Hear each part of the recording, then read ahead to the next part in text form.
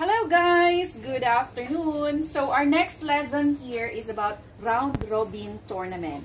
So round robin tournament is one of the tournaments that we need to understand and also learn, especially if we are planning to use this during our tournament. Round robin tournament is the most satisfactory method of all the tournaments. Why? Because when we use this, we need to have extra time or lots of time to finish the tournament. And also, the player has a chance to compete or to play with the other players. So, in round robin at the same time, it could be played once for the whole round, or it could be called as double round robin. Meaning, each player has a chance to compete or to play with the other players for twice. And so what we'll be making now is the single round robin. Okay, round robin. Now, in round robin, we have something to understand at the same time to follow, because in here we have also formula. So in here we need to remember that we need to consider that if the number is odd, when we have these participating teams, players, or competitors, meaning there is one or there's a player who is by. Now, if the number is even, when we say even, 2, 4, 6, it has a partner, meaning no by until the last round. Again, if the number of competitors is odd, ODD, meaning we have one by. So meaning every round, there's a team who is waiting. Waiting team, waiting player. Now, let's proceed to the formula of round robin. So G equals N times N minus 1 divided by 2. So that's the formula for the round robin. So again, if the number of competitors is odd, meaning with one by. If the number is okay, no by. So that's the indicators for us to know or to find out if we need to place by or no by. Now, supposing we have 4 teams.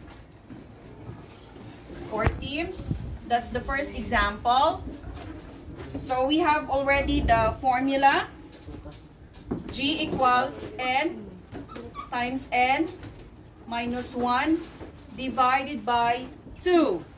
So our N is 4.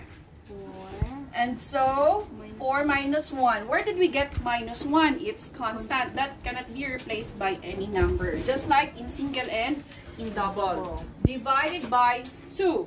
So, 4 minus 1, it's 3 divided by 2. And now, 4 times 3, it's 12 divided by 2. So, 12 divided by 2. Okay, we have 6 games in 4 teams. Now, after finding out or computing the number of games based on the number of participants, let's now proceed to the rounds, because round robin is played through rounds. Now, since we'll be playing, or the teams will be playing through rounds, then the flow would be in counterclockwise manner. So if the clock is moving clockwise, then in round robin it's counterclockwise. Now let's proceed to round 1. Now, how would we know if 4 teams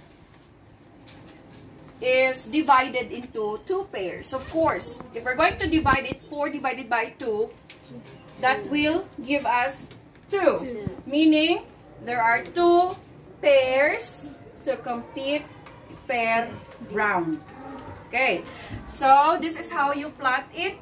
Team 1, Team 2, Team 3, Team 4. Okay, so this is our game 1, 1 versus 4. This is our game 2, 2 versus 3.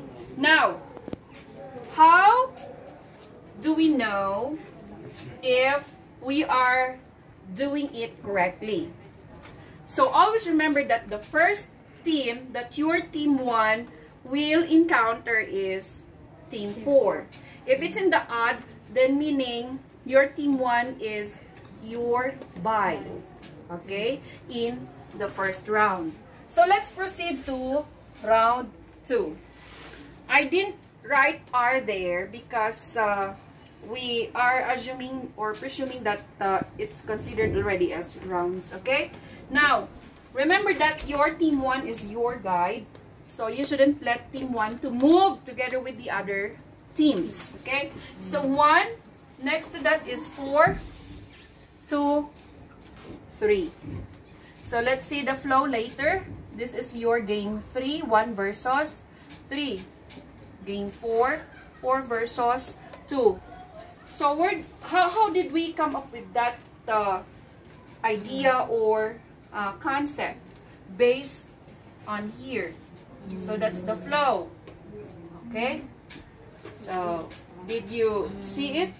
Yes, Okay, so let's go further, which is the round 3. Now, in round 3, we have 1, 3, 4, 2.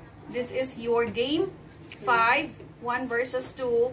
Game 6, 3 versus 4. So this is the flow. Okay? Now, how to check that? Again, the first team that your team 1 will be encountering is team 4.